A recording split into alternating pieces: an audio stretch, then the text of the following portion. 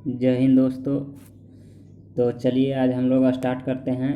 ये बिहार दरोगा Bihar SSC PT mains के लिए प्रैक्टिस सेट नंबर 8 होगा। तो चलिए हम लोग आज स्टार्ट करते हैं पहला क्वेश्चन से।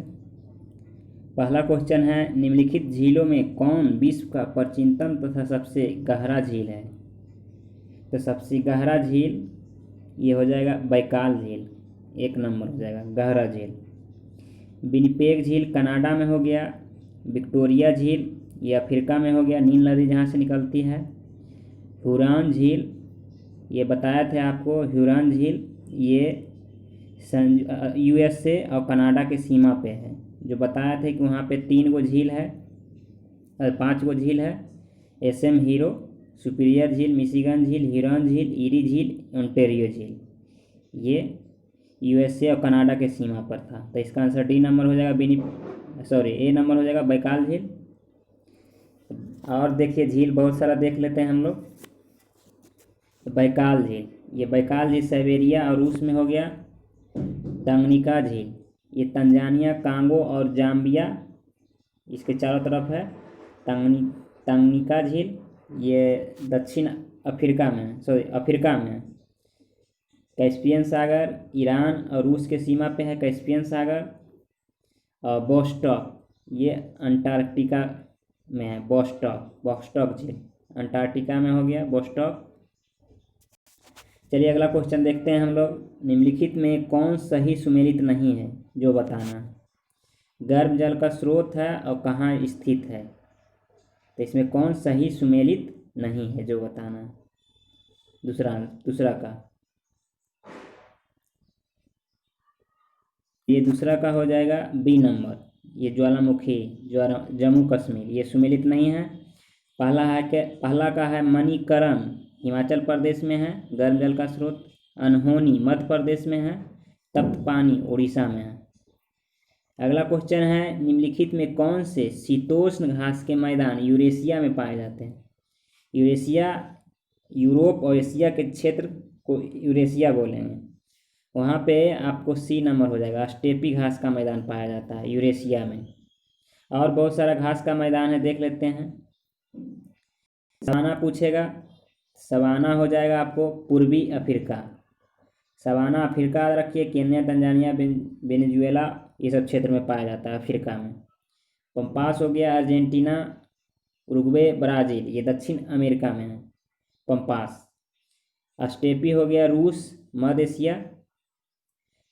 कैंपास हो गया ब्राज़ील। और ये लनोज वेनेजुएला। सेल्वास घास के मैदान भी अमेजन बेसिन में पाया जाता है, जो दक्षिण अमेरिका में है। सेराडो ब्राज़ील में, इम्पोर्टेंट नहीं है उतना।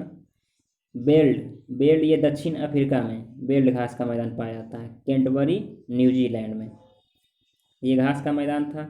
और देख लीजिए डाउन्स ऑस्ट्रेलिया में, डाउन्स घास का मैदान ऑस्ट्रेलिया हो गया। पेरियार उत्तरी अमेरिका। पुस्टराज बोलते हैं हंगरी में। और पटाना घास का मैदान श्रीलंका में। और पॉर्कलैंड ऑस्ट्रेलिया में। पटाएगा श्रीलंका में, ऑस्ट्रेलिया में पार्क ले जाएगा। पॉर्कलैंड ऑस्ट्रेलिया में। कंबोज ब्राज़ील में ये घास का मैदान था। यहाँ पे देख लीजिए घास का मैदान मैप से। देखिए यहाँ पे हो गया स्टेपी, ये स्टेपी घास का मैदान हो गया। ये यूरोप का सीमा हो गया और एशिया का सीमा हो गया। एशिया और यूरोप के बीच है, इसलिए इसको स्टेपी बोलते हैं। स्टेपी घास का मैदान है ये। और यहाँ पे हो गया पेरियार हो गया घास का मैदान। और ये अमेरिका में हो गया पंपास, दक्षिण अमेरिका में पंपास और उत्तरी अमेरिका में पेरियार। और सवाना घास का मैदान हो गया ये अफ्रीका, मध्य अफ्रीका में। और बेल्ट दक्षिण अफ्रीका में बेल्ट घास का मैदान हो गया। ये था घास का मैदान। अगला क्वेश्चन है, संयुक्त राज्य अमेरिका के दक्षिण कैलिफोर्निया में स्थित मृत घाटी डेथ वैली निम्नलिखित में से किसका उदाहरण है? कह रहा है डेथ वैली किसका उदाहरण है? तो ये रिफ्ट घाटी का उदाहरण है। डी नंबर इसका आंसर हो जाएगा, रिफ्ट घाटी। अगला क्वेश्चन है, निम्न गवर्नर जनरलों में से किसने कांग्रेस का आध्यात्मिक अल्पसंख्यक लोगों का प्रतिनिधित्व करने वाला कहकर उपहास किया था? मतलब कांग्रेस को बोला था कि अत्यधिक अल्पसंख्यक लोगों का समूह है ये किसने कहा था? तो इसका आंसर हो जाएगा 1 नंबर, लॉर्ड डफरिन ने बोला था ऐसा, लॉर्ड डफरिन। ये कांग्रेस के बारे में हम लोग देख लेते हैं। तो कांग्रेस ये स्थापना हुआ था 28 दिसंबर 1885 को स्थापना हुआ था इसका। 72 प्रतिनिधि हिस्सा लिए थे सबसे पहली बार। बम्बई के गोकुल तेजपाल संस्कृत विद्यालय में इसका पहला बैठक हुआ था, जिसमें महासचिव एओहुम थे, संस्थापक महासचिव एओहुम थे। व्योमेश चंद्र बनर्जी इसकी अध्यक्षता किए थे, व्योमेश चंद्र बनर्जी। तो ये था कांग्रेस के बारे में। अगला क्वेश्चन है, सरकारिया आयोग निम्नलिखित संबंधों में से किसकी समीक्षा हेतु स्थापित किया गया था? सरकारिया आयोग किसके लिए स्थापित किया गया था, जो बताना है। तो इसका आंसर हो जाएगा C नंबर, केंद्र और राज्य के मध्य, मतलब केंद्र और राज्य के मध्य को मतलब सुधारने के लिए सरकारिया आयोग का गठन किया गया था। केंद्र और राज्य के मध्य सुधार के लिए राजमन्नार आयोग और पुंछी आयोग, 2 और आयोग है कि केंद्र और राज्य के मध्य का सुधार के लिए राजमन्नार आयोग, पुंछी आयोग और सरकारिया आयोग, ये सब केंद्र और राज्य के मध्य के बीच संबंध स्थापित करता है। सरकारिया आयोग का गठन पूछेगा तो 1983 में गठन हुआ और रिपोर्ट अपना दिया 1987 में। गठन 1983 में, रिपोर्ट 1987 में। अगला, भारतीय संसद की लोक लेखा समिति के अध्यक्ष कौन मनोनीत करता है? लोक लेखा समिति के अध्यक्ष को कौन मनोनीत करता है, ये बताना है।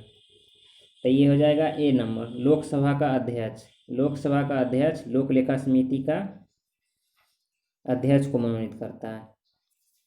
आइए, बहुत सारा समितियां हैं, उसके बारे में देख लेते हैं, किसमें पूछा जाता है, किसमें कितना लोकसभा से कितना राज्यसभा से होता है, ये सब।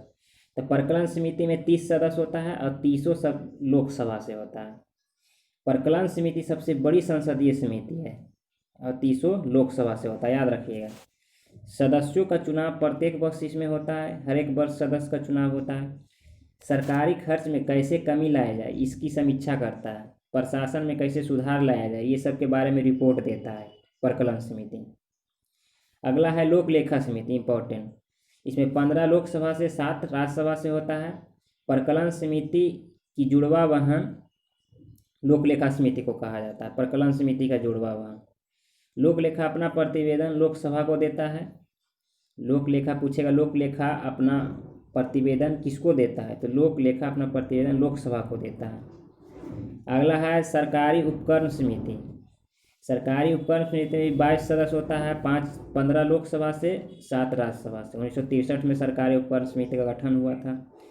इसका सबसे खास बात है कि कोई भी मंत्री इस समिति का सदस्य नहीं होता है, मतलब मंत्री इसका सदस्य नहीं हो सकता है सरकारी उपकरण समिति का, याद रखिएगा।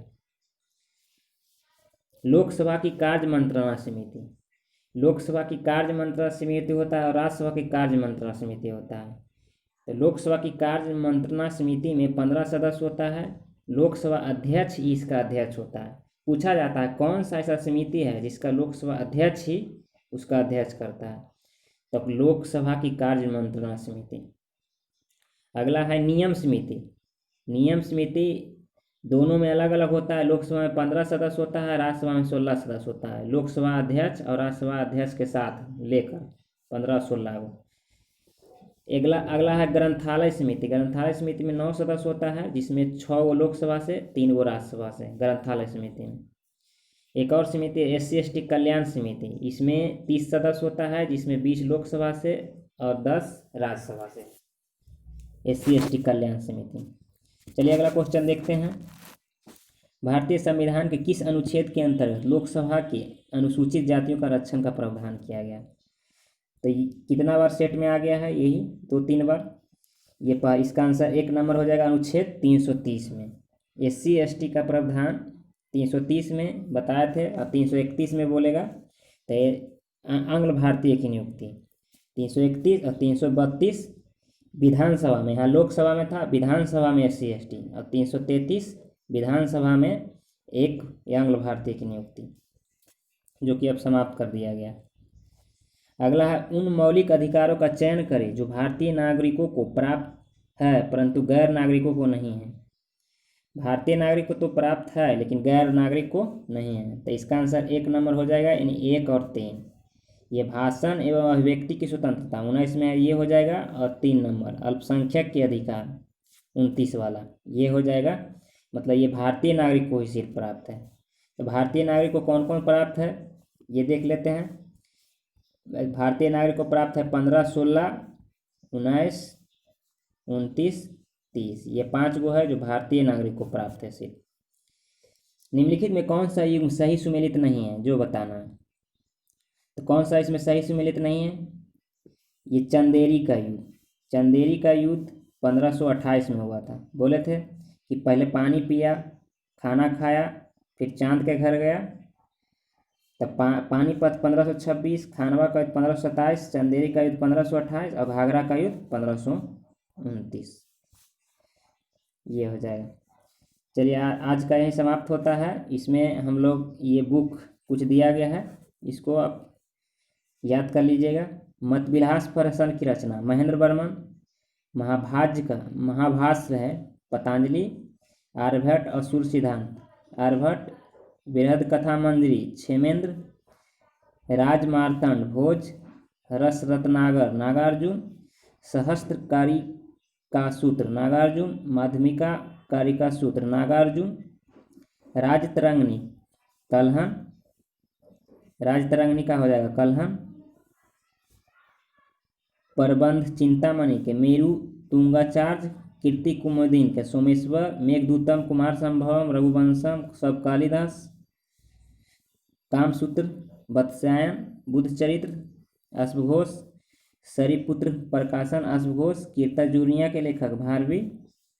और महाभारत का वेद व्यास। कव्य मीमांसा का राजशेखरन। ये बुक था। सुशील अरोड़ा हो गया मुख्य निर्वाचन आयुक्त तैसमा। और राजीव कुमार और सुशील आयुक्त। मुख्य चुनाव आयुक्त सुशील अरोड़ा।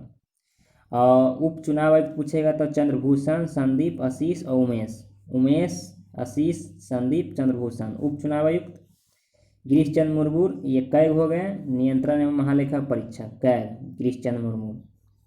तो चलिए आज का सेशन यहीं समाप्त करते हैं। मिलते हैं नेक्स्ट वीडियो में। इसको अधिक से अधिक शेयर और लाइक सब्सक्राइब कीजिए। जय हिंद।